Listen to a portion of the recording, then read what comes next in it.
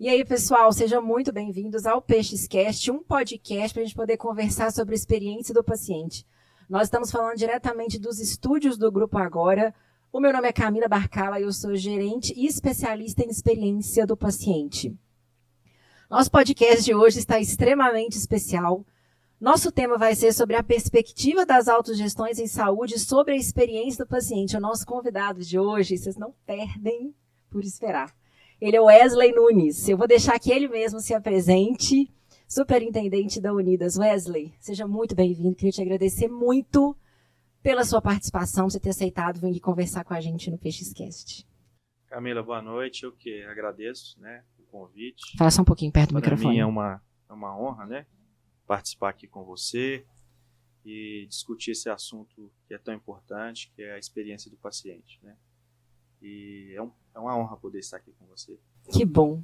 Wesley, conta um pouquinho para o pessoal quem que é o Wesley, sua formação, por onde você passou, até chegar aí na Casu, que hoje você tem um cargo super importante na Casu, que é a operadora de saúde da UFMG, da nossa Universidade Federal de Minas Gerais, e também é superintendente da Unidas. Mas conta um pouquinho da sua formação, por onde você passou, até você chegar a ocupar esses cargos que são tão importantes hoje. Sou pós-graduado na área de saúde.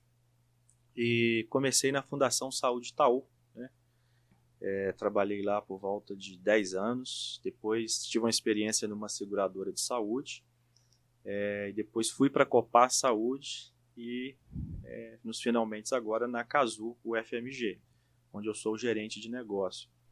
Mas desde a Fundação Saúde Itaú, desde quando eu entrei na área de saúde, eu já participava dos bastidores da Unidas, então fazia parte ali dos grupos de trabalho, grupos de estudo, e ali eu comecei a me desenvolver a minha vida profissional dentro da Unidas. Então ocupei meu primeiro cargo na diretoria de Unidas, um cargo de diretoria de integração, e fiquei um bom tempo como diretor de integração, e depois cheguei a superintendente da Unidas, com participação efetiva, tanto pela Fundação Saúde Itaú, quanto pela Copar Saúde, e agora também representando a Casu UFMG.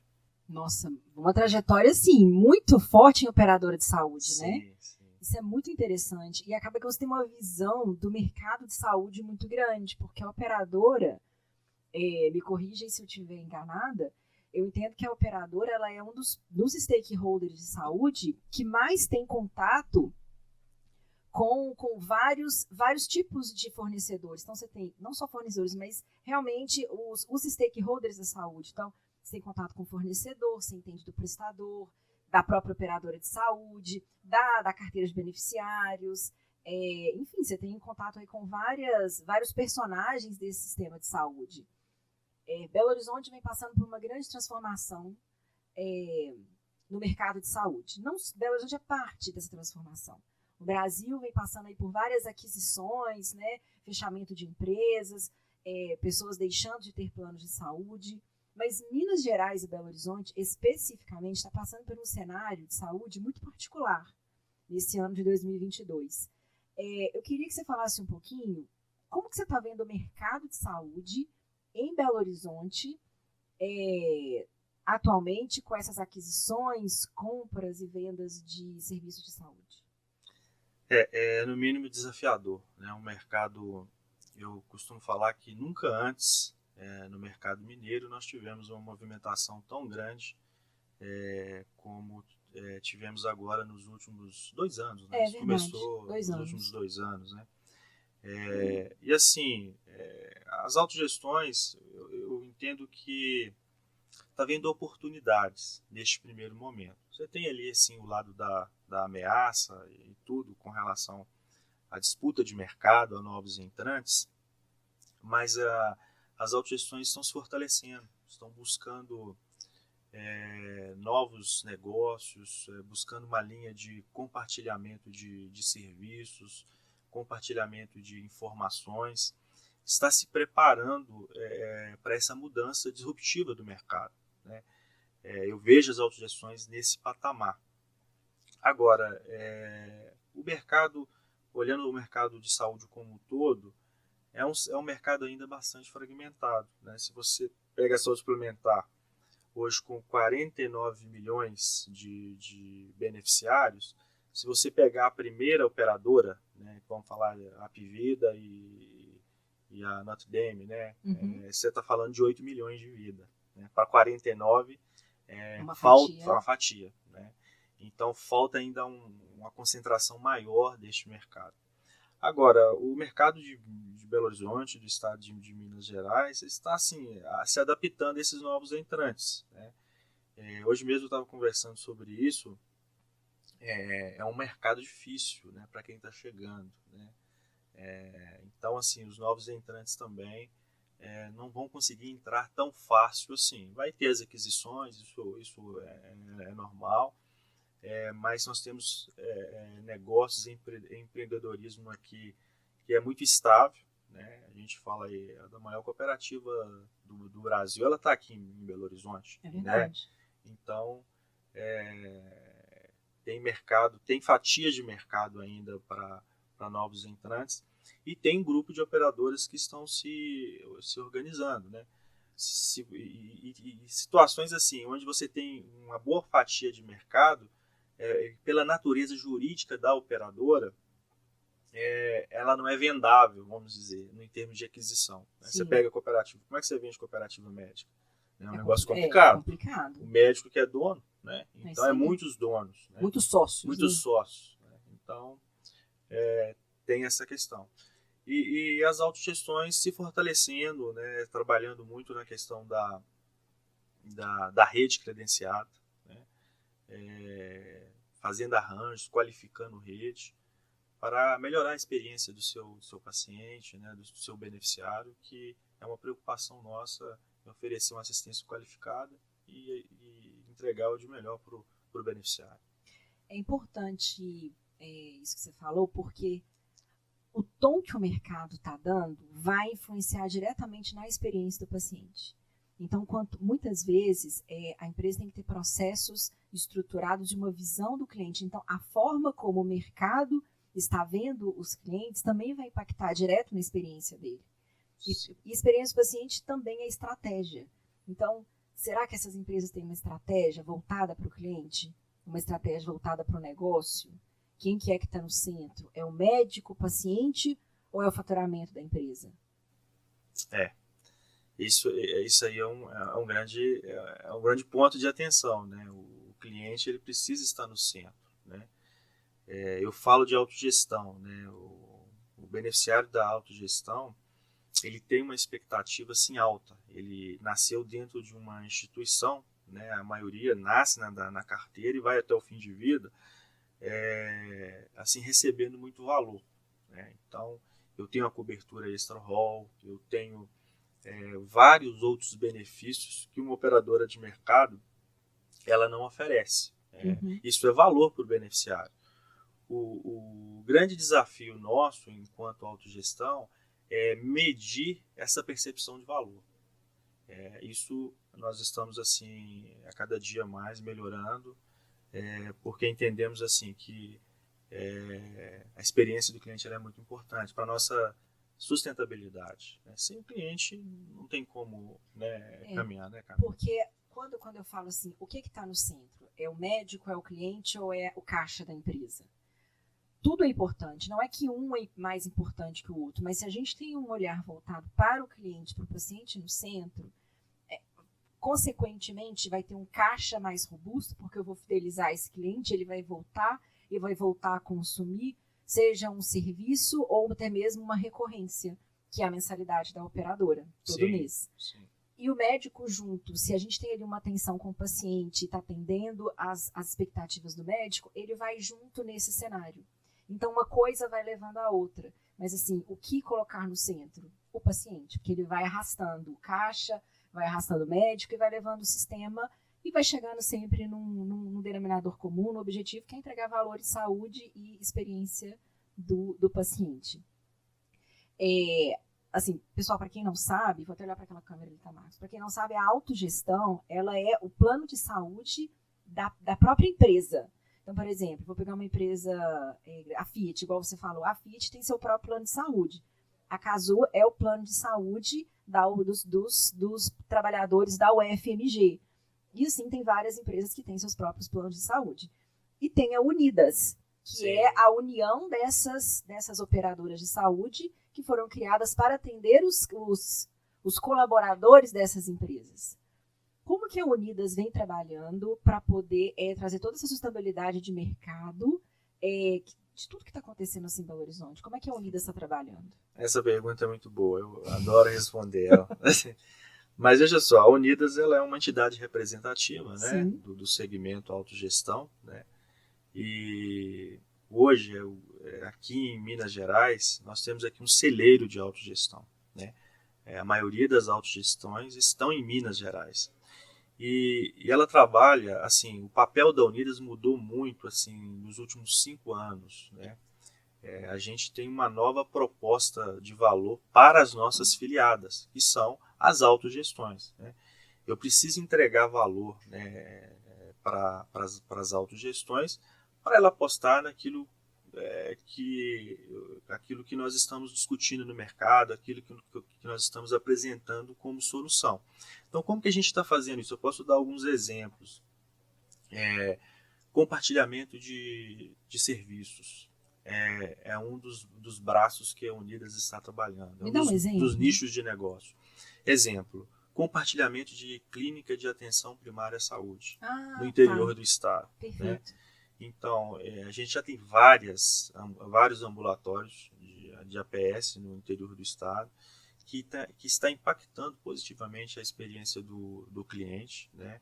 Você está mudando ali o modelo de assistência para um modelo mais racional, um modelo mais resolutivo, eliminando desperdício, né? Isso tanto para o beneficiário quanto para a autogestão, né? Que está com foco aí na sustentabilidade, trazendo sempre esse cliente para o centro, né? Para ele ter a experiência mais positiva possível. E tem outras iniciativas também, né? No interior do estado nós já temos a auditoria médica compartilhada entre as autogestões. Isso é muito fantástico. Né? Isso é muito legal, isso é uma iniciativa que iniciamos esse ano. E estamos com outro empreendimento aí também, que vamos lançar daqui a pouco, né? Também muito promissor. Então, são assim, iniciativas ligadas à sustentabilidade, redução de desperdício, porque as autogestões precisam ser sustentáveis. Esse é o maior desafio hoje, tá? Das autogestões. E o papel da Unidas nisso é muito importante. Contribuir para essa sustentabilidade da operadora. Porque a operadora de saúde, ela, antes dela prestar o serviço para o beneficiário, dela credenciar um hospital, ela é uma empresa que tem que gerar lucro. E ela tem que ser sustentável. Para ela poder continuar ali sendo o suporte dos colaboradores daquela empresa. Então, o uso racional de recursos é interessante, mas, ao mesmo tempo, o número dos... Porque, deixa eu até reestruturar aqui meu pensamento. Eu fico com a sensação de que a autogestão ela fica confortável, porque ela tem um número de beneficiários estável, de acordo com o número de funcionários daquela empresa. Só que existe o livre-arbítrio do trabalhador de escolher ou não ter o plano de saúde daquela empresa. Por exemplo, vou pegar aqui o exemplo da própria Casu. O colaborador da UFMG ele tem o livre-arbítrio de falar, eu quero ou não fazer o plano de saúde da UFMG. E a partir do momento que a gente está vendo ali que tem vários funcionários que não estão querendo, vários colaboradores que não estão querendo ser beneficiários da Casu, isso começa a gerar um transtorno, começa a gerar um problema. E aí eu te pergunto, o que está sendo feito para isso? E se vocês enxergam esse colaborador como um cliente lá dentro? Veja só, ele é um cliente VIP, né? Eu costumo dizer isso, né? A gente traz aqui para o termo que nós usamos entre nós nas autogestões, que é o beneficiário, né? Mas ele é o cliente VIP, o nosso cliente VIP. Então, assim, Camila, isso é uma das grandes preocupações nossas, a evasão de carteira, né? Uhum. Hoje, esse mindset mudou dentro das autogestões, né? Eu tenho que ter uma estratégia para me mostrar o valor que eu entrego para esse beneficiário e tenho que ter estratégia de buscar novos beneficiários, né? Eu tenho que através de estratégia de marketing, uma área comercial, para mim trabalhar isso. Um dado importante, na pandemia, nós fizemos um estudo, inclusive esse estudo foi feito lá na Casu, e a gente observou quantas vidas as autogestões perderam de março de 2020 a março de 2022. 330 mil vidas. As autogestões. Todos os segmentos da saúde suplementar cresceram, exceto as autogestões. E eu fiquei assim assustado com aquele número, né? Muitas vidas. E eu fui ver os 2 anos anteriores à pandemia, né? A perda de vida era maior ainda. Então, antes da pandemia? Antes da pandemia. Ou seja, a pandemia desacelerou a evasão de carteira. Porque o beneficiário valorizou um momento de crise sanitária. O medo de precisar de uma internação, né? E ter que arcar com isso de forma particular. Sim, isso foi reflexo na saúde suplementar como um todo, né? Então, assim, é um desafio para nós muito grande. Assim, há uma preocupação, nós, gestores, com relação a essas saídas, a evasão de carteiras. E dentro da Unidas a gente está construindo isso também, né? Buscando solução entre nós para resolver essa questão de evasão da carteira. Por isso que o papel da Unidas é muito importante, por isso que as autogestões elas precisam participar mais dentro das estratégias da Unidas. E a gente faz esse papel aqui, a Superintendência de Minas Gerais tem atuado fortemente junto aos dirigentes, né, dessas empresas, e trazendo o pessoal para fazer essa discussão que é muito importante para a sustentabilidade das autogestões. Vocês veem nossa, é assim, até um crime eu falar isso, mas assim, e se não fosse a pandemia, né? Em que situação que estaria a carteira das autogestões? Muito pior, assim, a evasão do que foi hoje. Mas assim, eu entendo, mas vocês veem o beneficiário, assim, é um cliente VIP, mas quais estratégias estão sendo feitas para poder reter esse cliente? Você acha que a experiência do paciente ela atua diretamente nisso? Porque tem a experiência do paciente dentro da operadora e tem ela dentro do hospital. Então, são experiências diferentes, mas são serviços que estão ali o tempo todo gerenciando, que o paciente ele transita entre a operadora e o hospital. Na verdade, eu penso que o paciente ele é da operadora. Ele sempre vai ser da operadora. E o hospital ele é um parceiro da operadora que vai atender esse cliente e ele vai devolver ele para a operadora em um determinado momento. Que não pode ficar para sempre dentro do serviço de saúde. Então, como é que você está vendo aí a experiência do paciente, tanto dentro da operadora, quanto dentro do hospital, do ambulatório, clínica, enfim, o serviço de saúde que for necessário? E se você acha que isso vai segurar o cliente mais junto com as autogestões? A experiência do cliente, assim, para nós é tudo, né? A nossa estratégia é sempre assim, entregar a melhor experiência possível, né? Agora, eu acho que a gente tem que separar algumas coisas aí, né? E às vezes isso não fica claro para o beneficiário, para o cliente, né? Não fica claro para ele, porque a operadora faz um papel de intermediar algumas coisas, né? Sim. Então esse é o grande desafio, né? Eu não falo só das autogestões, mas das operadoras de saúde, ou seja, vamos pegar um exemplo aqui, ela estrutura uma rede credenciada e vamos falar, essa rede é um produto que eu vou oferecer para esse beneficiário. Antes de estruturar uma rede credenciada, isso tem investimento em estudo, né, vários análise de dados, viabilidade, né? Tudo. Tem todo um estudo, um investimento em cima quando você oferece uma rede credenciada. Você simplesmente não sai credenciando prestador de serviço e oferece para os beneficiários, né? Então, às vezes, essa percepção de valor, ela fica na ponta, fica com o prestador de serviço. E aí tem um grande desafio para os operadores de saúde.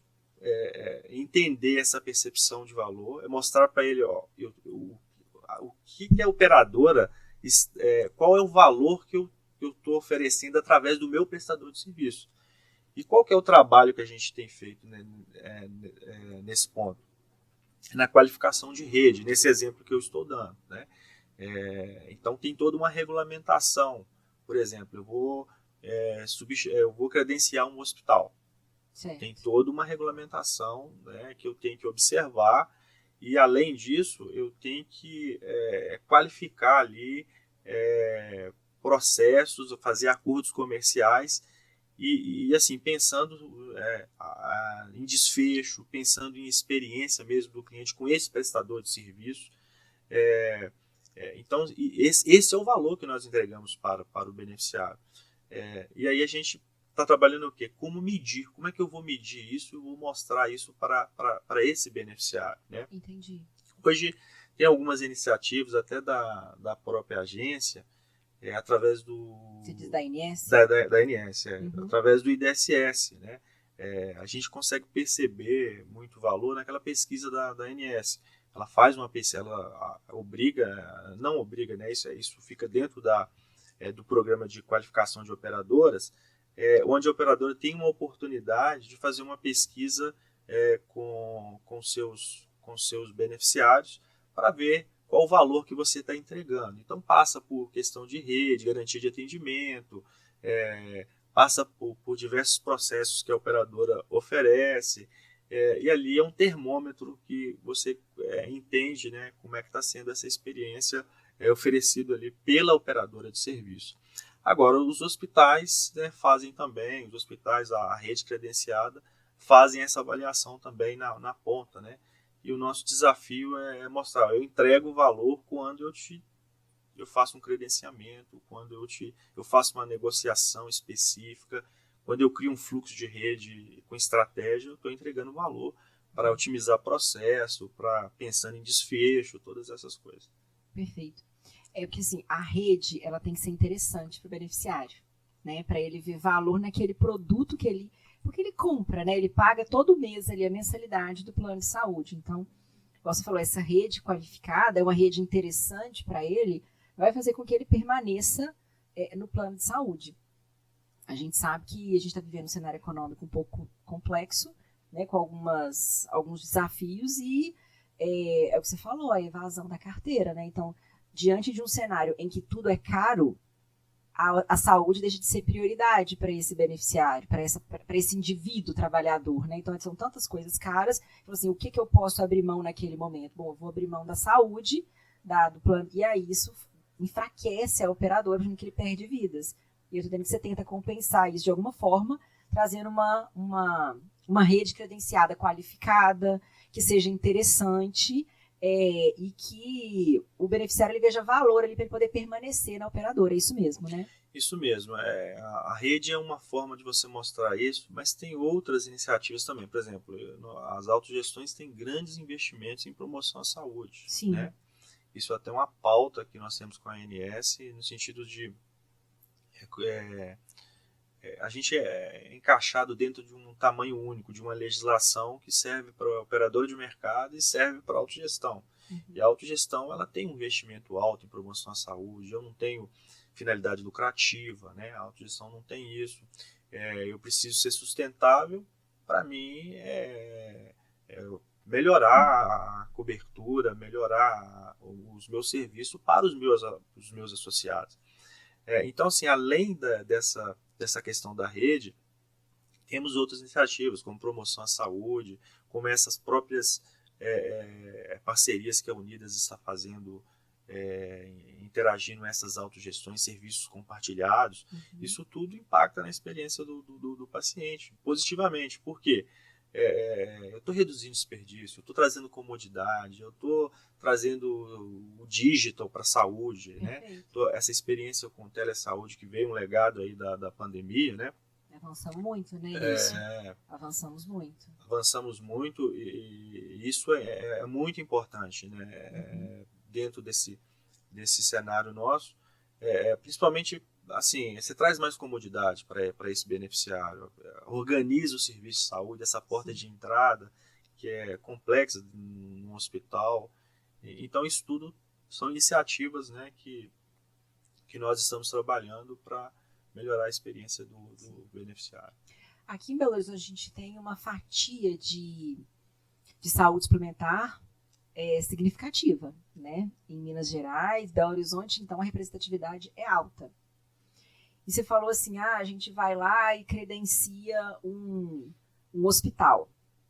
De uma certa forma, vocês representam aquela carteira de colaboradores que também são beneficiários, são representantes daqueles beneficiários e funcionários da empresa. Então, é uma responsabilidade muito grande. Então, quando você vai lá e conversa com o diretor de um hospital ou de uma clínica para poder credenciar, você vai avaliar várias questões. A experiência do paciente, ela vem aí nos últimos 15 anos no Brasil, vamos falar assim, nos últimos 6 anos que a coisa está mais fervendo, todo mundo conversando sobre isso. E nesses últimos anos, você acha que o jeito e alguns requisitos para você poder qualificar e também credenciar novos prestadores por meio de experiência, de métricas de experiência do paciente, você acha que mudou? Mudou. Mudou muito, né? Porque assim, Camila, a gente, talvez as pessoas, os gestores às vezes pensam assim, eu vou ter foco em desfecho, né? É importantíssimo. Desfecho clínico, desfecho clínico, não podemos abrir mão disso, né? O desfecho clínico ele é importantíssimo. Mas o contato, né, desse paciente com os processos do prestador de serviço, né, esse contato ele tem que ser muito importante, assim, na questão de resolutividade, de acolhimento. Eu falo de autogestão, por exemplo, o beneficiário da autogestão ele já é exigente quanto a isso, né? Quando eu vou credenciar um prestador de serviço, eu já vou com um olhar também de beneficiário. Sim. Né? Porque ele vai observar várias coisas, né? Então, assim, a métrica, a gente observa os prestadores de serviço que têm essa preocupação, que têm os seus colaboradores engajados em oferecer uma melhor experiência para os nossos beneficiários. E, assim, temos muito para crescer ainda com relação a isso, né? Eu vejo assim, um desafio também por parte do prestador de serviço. Esses dias eu estava ouvindo até um podcast interessante, onde uma pessoa falava sobre a experiência do cliente com relação a um produto premium, né? Você monta um produto premium e vai oferecer para um beneficiário premium. Uhum. Agora, o colaborador do hospital, ele é premium? Você está me entendendo? Entendi. Então, assim, esse colaborador precisa ser treinado, ele precisa ser ensinado, né? Então, qual é a realidade desse colaborador? Para ele falar de coisas premium, coisas que às vezes ele acha que são até absurdas. Sim. Existem formas de treinar esses colaboradores, mas Sim. é aquela coisa que você falou. Ele está preparado. Então são coisas assim, são pontos que a gente precisa melhorar, né? Mas eu acho que já tivemos um grande avanço e eu acredito muito nisso, né? Assim, na experiência do cliente, ela vai diferenciar. Quem não colocar isso no radar e investir, ter orçamento para isso, é importante ter orçamento para a experiência do cliente. Isso é verdade. Né? E vai ficar para trás, infelizmente. Uma vez eu fiz uma live com um especialista de métricas lá do Ciro, e ele falou uma coisa muito inteligente. Ele falou, a gente faz as coisas por alguns motivos. Ou a gente faz por moda, porque está na moda, ou a gente faz porque a gente é obrigado, ou a gente faz por propósito. Quando você é obrigado, que às vezes é uma norma, uma legislação, você faz ali meio proforme, né? Então você vai, coloca uma coisa ali numa análise crítica, cria um indicador que você vai analisar, mas você não dá muita ligância, e aí você faz porque é a sua obrigação. Se você faz por moda, é porque você fala, poxa, eu vou ficar para trás, então eu não posso deixar de fazer. Mas quando é feito por propósito, é diferente. Então, assim, independente de orçamento ou não, você dá um jeito de fazer. Você dá um jeito de fazer. Então, assim, na empresa que eu trabalho, né, eu sou gerente de experiência do paciente, nós não temos grandes investimentos, mas existe um propósito. O propósito é levar a experiência do paciente. Então, a gente faz do jeito que dá. Então, a gente faz com pouco recurso, tem um pouquinho de recurso? Tem, mas não um recurso exorbitante.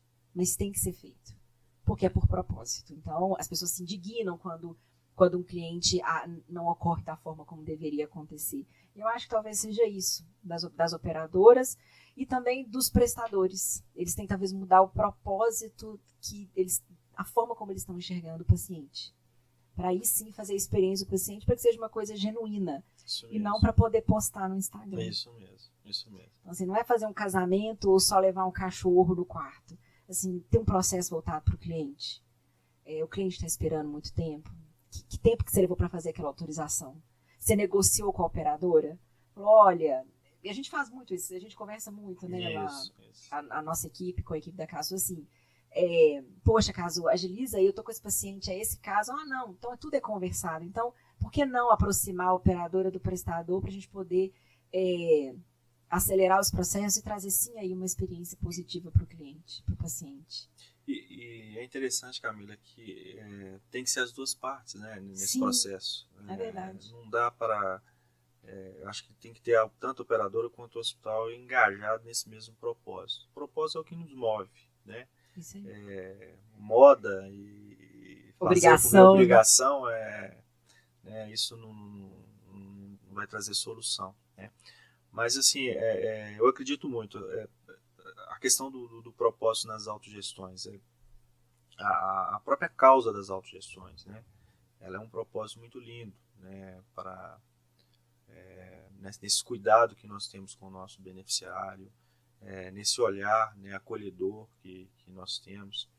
E agora sim, fazendo isso com profissionalismo, trazendo a experiência do paciente, criando esse hub de inovação. As autogestões é um hub de inovação. Dentro da própria Unidas, é um hub. Lá eu tenho inovação, lá eu tenho compartilhamento de experiências, de boas práticas, de dados, de né? dados. E essa troca entre nós vai enriquecendo isso, né? Porque o que deu certo numa autogestão pode dar certo numa outra, e isso vai enriquecendo o nosso ambiente ali, e nós somos multiplicadores de boas práticas, né? As autogestões têm essa característica. Isso é verdade. E na saúde, existe poucas ações colaborativas. Existe uma competição muito grande entre hospitais, entre clínicas, né? Até entre operadoras, né? Rouba monte de carteira. Isso aí. Mas existem poucas práticas colaborativas. Então, eu vejo que as autogestões, elas têm uma vantagem que elas não são concorrentes diretas. Na verdade, elas são do mesmo segmento, mas elas não competem entre si. Elas têm, que é isso, é a questão da colaboração. Isso aí. Acho que os hospitais poderiam ser mais colaborativos entre si, sabe? Para que todo mundo saia ganhando. Mas essa vantagem da autogestão, ela sai na frente. Isso é um diferencial, né? E a gente não tem abrido mão disso, sabe? Assim, de ser mais colaborativos. Antigamente, a gente não tinha esse mindset voltado para essa visão colaborativa, né? Mas era muito mais cultural, né? Cada um olhando para o seu problema. Hoje a gente já desenvolveu isso, né? Eu acho que a Unidas tem um papel importantíssimo nisso. E temos, assim, alguns dirigentes que foram pioneiros nessa questão, né? Que teve coragem de abrir dados, de abrir estratégia. Eu estou fazendo isso aqui, isso deu muito certo, isso traz sustentabilidade, reduz desperdício, isso é inovação, impactou, a experiência do paciente foi muito boa. E por isso que eu falo, é um hub de inovação e discussão de boas práticas. E cada vez mais a Unidas tem esse papel, né, de incentivar as suas autogestões, as suas instituições para serem mais colaborativas. Perfeito. Você falou em coragem, vou te fazer uma pergunta. É necessário coragem da operadora de saúde para descredenciar um prestador? Nossa. É preciso coragem, porque existe também um relacionamento de um sistema que ele é colaborativo, que são entre médicos. Muitos deles são empreendedores, donos de clínicas, donos de hospitais.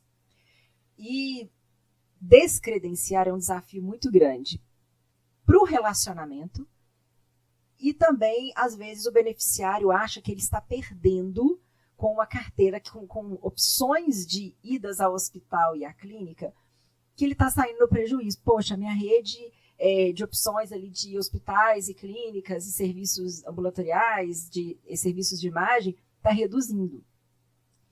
Mas também, para que você continuar com um serviço que é ineficiente?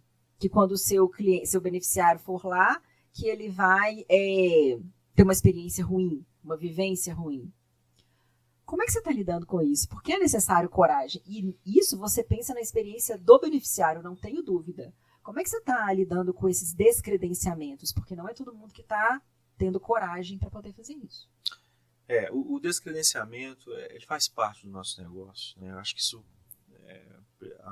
as duas partes têm que entender isso, a operadora e o prestador de serviço. Às vezes o prestador de serviço não entende isso, ele pensa que você vai ficar casado com ele para sempre, né? Até amor, casamento. Não é isso. É isso que você falou.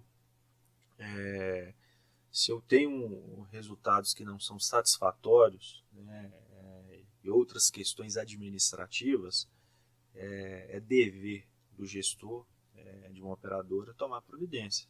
E muitas das vezes é o descredenciamento que vai resolver. Uhum.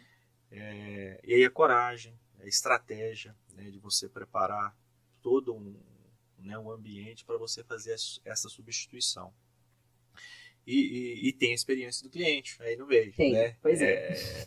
E aí você tem que estar preparado na escuta, Camila. Você tem que ter equipe que escuta bem, que tem uma estratégia, um relacionamento com esse cliente para você fazer essa transição.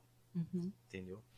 E é uma transição que não é uma transição difícil de fazer. Né? Eu passei por um momento deste há pouco tempo, né, onde que nós fizemos uma grande mudança na rede e foi assim um movimento assim que deu muito trabalho. Tivemos coragem e para oferecer uma experiência melhor. Hoje os pacientes que migraram para o novo serviço está satisfeito. Está todo mundo satisfeito, paciente satisfeito, operadora satisfeito, prestador satisfeito, né? Aí você tem esse primeiro momento que você precisa esclarecer isso pro beneficiário. Mas eu acho que é cultural também. Cultural, isso está ficando mais esclarecido para os beneficiários, entendeu? A questão de mudança, né? Você não ter tanta essa rigidez de uma carteira de prestadores, né? Você falou aí também sobre escutar o cliente. Uma das disciplinas da experiência do paciente é a voz do cliente, que a gente precisa escutar. Então, quando seus beneficiários são colaboradores, que é o seu cliente VIP, muitas vezes, e eu vejo isso com uma certa frequência, porque eu lido com isso todo dia, o beneficiário da autogestão, ele é muito particular. Ele tem um relacionamento tão intenso com a operadora que ele não reclama no hospital. Ele reclama dentro da operadora. E aí ele vem com a queixa desse tamanho. E aí, isso quando devolve para o hospital, eu vou falar assim, por mim que trabalho no hospital, cara, é uma facada. Eu falo, poxa, o paciente não me deu nem a oportunidade de eu tentar consertar ou então discutir com ele sobre esse problema. Sim. Então, assim, quando isso bate na operadora, o que vocês pensam? E como é que é essa escuta da voz do cliente dentro da autogestão? Mas é isso mesmo, cara. Você falando, passou um filme aqui na minha cabeça, eu recordando de alguns casos, de alguns dias. Mas é assim mesmo. É um beneficiário peculiar, exigente. Né? Ele não vai ali discutir com você a questão, né? Ele vai para o operador e faz um texto gigante e relata o que aconteceu. É porque ele quer ser ouvido, né? Uhum. E aí nós fazemos o para casa também. Ouvimos o prestador de serviço. O prestador de serviço tem que falar sobre isso. Ouvimos, analisamos, você tem equipe, né, pessoas preparadas para isso. E ouvimos o prestador e depois formalizamos, muitas das vezes, isso para o beneficiário, colocando papel timbrado, bonitinho, essa é a situação. Tratamos assim, assim, assim, né? Então, ele tem uma voz ativa na operadora. Eu acho isso muito importante. Muitos processos são melhorados nas operadoras com a voz do cliente, ouvindo o cliente. A maioria deles. Por isso que eu tenho sempre que ouvir esse beneficiário, né? Agora, também há situações que precisam assim, trabalhadas na questão assim, nem sempre ele está certo, né? Nem sempre o cliente ele está certo. Então, é uma questão de esclarecimento, de explicar para o beneficiário processos que às vezes foge assim do conhecimento deles e que é de relacionamento entre o operador e o prestador de serviço. E às vezes existe uma questão até porque já me perguntaram assim, o cliente tem sempre razão? Não. Principalmente na saúde. O cliente não tem sempre razão, porque envolve questões de legislação, questões contratuais, questões de segurança, que a gente tem que falar não para o cliente. A questão é só o como que a gente está falando não. Como que a gente está explicando para esse paciente o porquê que ele não pode exigir, às vezes, uma autorização de um dia para o outro, que precisa de uma negociação de uma PME, porquê que ele não pode usar o celular dentro do CTI. Então, são coisas que a gente tem que falar não com uma certa frequência, porquê que ele tem que prestar atenção por onde ele está andando. Então, são coisas assim, do dia a dia. A gente tem que falar não muitas vezes para o cliente e orientar da melhor forma. Né? Então, não é entrar seco, mas é a gente explicar e fazer com que o beneficiário entenda também. Não quer dizer que a gente está passando a responsabilidade para o beneficiário, mas para que ele compreenda que existem limitações muitas vezes. E o sistema de saúde é um sistema muito complexo. Né? Qual que é o maior desafio hoje das autogestões com os beneficiários? O maior desafio hoje, da minha visão, é a sustentabilidade. É a sustentabilidade dessas instituições. Né? Por isso que eu falei assim, o papel da Unidas é muito importante para as autogestões. Por quê? Porque ali estão sendo estudadas as melhores práticas, estratégias para que essas instituições consigam aí se sustentar aí ao longo desse caminho. Então, assim, como você falou, Camila, o setor ele sofre muita interferência. Né? Você tem poder legislativo interferindo, você tem poder judiciário interferindo, e não são esses atores, né, que vão resolver o problema da saúde suplementar. Né? Quem vai resolver o problema da saúde suplementar são técnicos, pessoas preparadas, pessoas que estudam a experiência do cliente, pessoas que estudam o mercado de saúde, e aí sofre essas interferências e muitas vezes assim sem um mínimo de responsabilidade com relação à sustentabilidade. Eu quero que amplie a cobertura para isso, para vários tratamentos. Aí não levou em conta evidência científica, não levou em conta uma série de avaliações que são importantíssimas, né, para a sustentabilidade. Isso nos assusta, porque a gente vai vendo isso acontecendo de forma rotineira. Né? Então, eu vou dar um exemplo aqui. O rol atualizando de 6 em 6 meses. Né? Gente, se tiver evidência científica, tem que ser atualizado. Né? Se tiver evidência científica, se não tiver interferência política, de efetividade. Né? De efetividade. As autogestões querem isso. Querem oferecer melhor tratamento desde que tenha evidência. Né? Então, isso nos preocupa, a sustentabilidade, as perspectivas assim, com relação à regulamentação, ela vai ficando a cada dia mais apertada, mais pesada. Né? A agência, a ANS, regulamenta o setor de saúde suplementar e as autogestões estão sendo tratadas nessa mesma vala, né? E oferecendo, na minha visão, muito mais valor para os seus beneficiários. Então, o que nos preocupa, sem dúvida, é a sustentabilidade das autogestões. Você acha que quando você fala sustentabilidade também, você coloca aí esse aumento da carteira, né? E estratégias para reter esse cliente dentro da operadora? Passa por isso também, né? Você tem que ter beneficiário para você ter receita e ser sustentável, mas tem outros pontos importantes, como, por exemplo, a mudança do modelo assistencial. Né? Nós temos um modelo hoje remuneratório que é fee for service, que é pagamento por volume de serviço. Isso impacta a experiência do paciente de forma negativa. Né? Vou dar um exemplo aqui na prática. Você pega um consultório, está lotado de pacientes lá, porque ganha por volume. Né? Eu tenho que pagar por valor. Né? Então tem discussões hoje, né? A Unidas ela tem hoje um escritório de valor, né? É uma iniciativa nossa e a gente está fazendo em parceria com uma empresa especializada, que é uma frente também para mudar essa realidade. Né? Você tem muito desperdício na assistência, que é intrínseca mesmo à questão da assistência. Né? A gente mede isso hoje dentro de hospitais e vê, tem muito desperdício. Quando você vê publicações que a saúde no Brasil tem a taxa de desperdício de 20%, 40%, é isso mesmo, né? Aí entra a questão de melhoria de processos, para impactar na experiência do cliente, para reduzir custos, para ser sustentável. Então, assim, tem um gap, tem uma lacuna de qualidade que precisa ser melhorada. Então, eu posso melhorar isso e ser sustentável. Entendi. E oferecer uma assistência melhor. Com a carteira que você tem. Com a carteira que eu tenho. Se você melhorar o modelo de remuneração. O modelo de remuneração, o modelo de assistência. Eu não preciso ser para sempre um operador. FIFO-Serve para sempre ser uma operadora de grande porte. Eu posso ser sustentável sendo uma operadora de médio porte, pequeno porte. Eliminando desperdício e operacional. Operacional, isso aí. Perfeito. Né?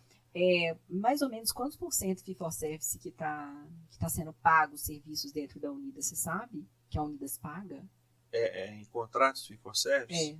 Hoje a maioria dos contratos ainda são FIFO-Service. Tem excelentes iniciativas de pagamento de modelo de remuneração por valor, né? Mas são pilotos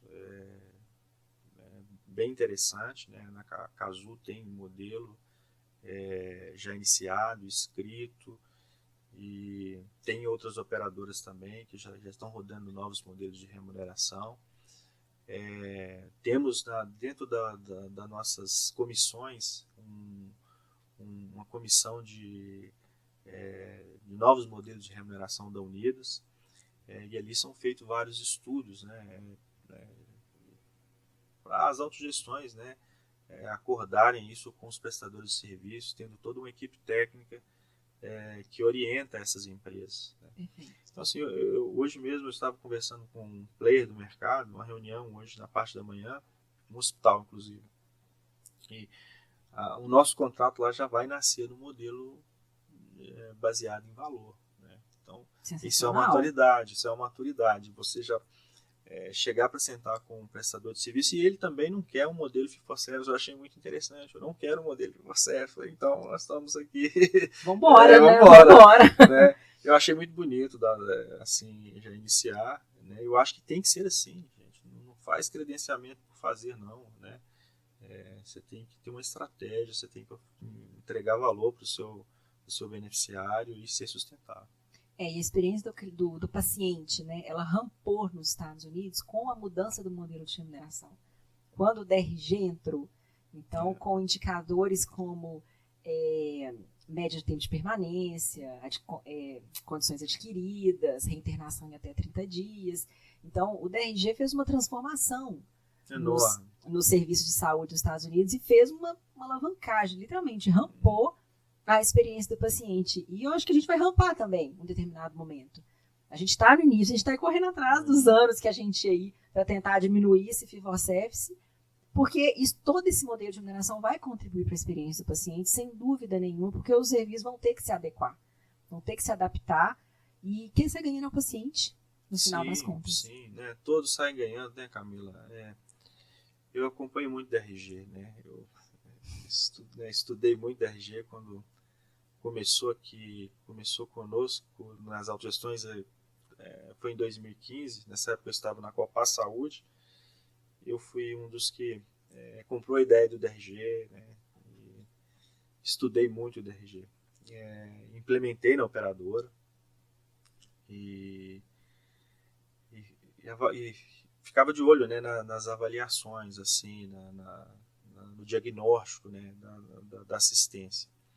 Entendi isso, né? A gente ganhou uma maturidade também, até para discutir, né? Depois que eu vi rodar, formou um N robusto, a gente confirmou algumas coisas que assim, precisa ser discutido com maturidade com os prestadores de serviço, não só a questão financeira, né? Ali precisa ser discutido assim, junto, como melhorar processos assistenciais, estabelecer métricas de valor para junto ir mudando o modelo de remuneração.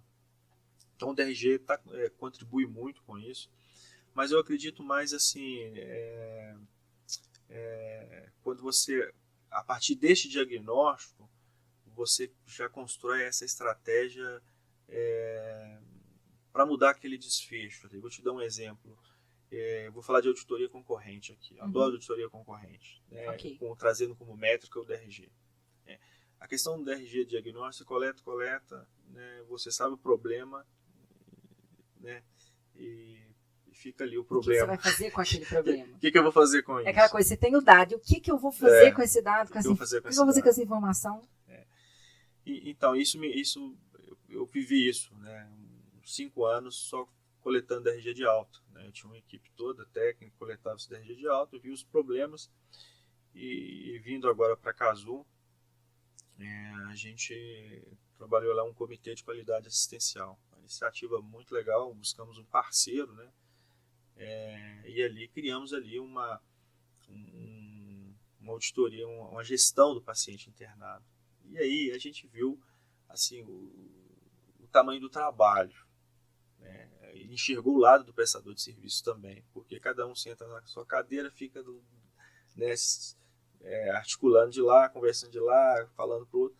Mas quando você vai viver isso junto com o prestador de serviço, aí você entende o tamanho do problema.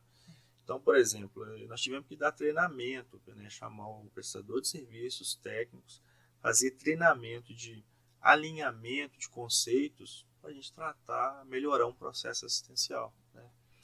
E assim, a experiência do cliente ali foi muito legal, porque você começou a deshospitalizar mais rápido, com segurança, eliminando desperdício, tempo da operadora, enfim. Então, assim, é uma construção que precisa participar, tanto o operador quanto o prestador de serviço. Perfeito. E o DRG contribuiu muito, está contribuindo muito com isso. Você ali beneficia todos os stakeholders que fazem parte da cadeia, né? Sim. Dessa forma. É isso aí, você ter uma informação e você fazer algo para poder mudar o sistema, baseado naquela informação. É isso aí. Se não vira só diagnóstico, né? Você tem ali só um diagnóstico. E aí você fica contemplando o dado. Fica contemplando. Fica ali assistindo o dado passar. É aquela questão que o olho não vê, o coração não sente, né? Agora você passa a ver, o seu coração vai sentir. O que eu vou fazer com isso? Eu falava isso muito com o pessoal lá onde eu trabalhava com relação a gente, nós temos que ter uma estratégia. Tá bom, eu tenho diagnóstico, vou lá, vou sentar com o hospital, vou discutir o que nós vamos fazer. Aí sim, né? Aí, a partir da construção de estratégia, de gestão do paciente internado e envolvendo as equipes todas, aí a gente viu muito propósito no DRG. Perfeito. Muito propósito. Excelente. Wesley, muito obrigada por você ter vindo.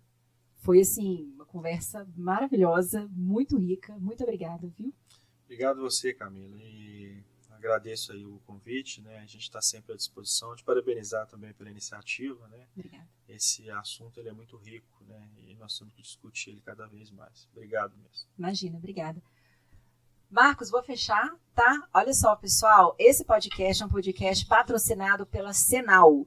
Se você está escutando a gente pelo Spotify, pelo Deezer, digita aí no Instagram, Cenal Marketing, C de crescimento e Nau de agora.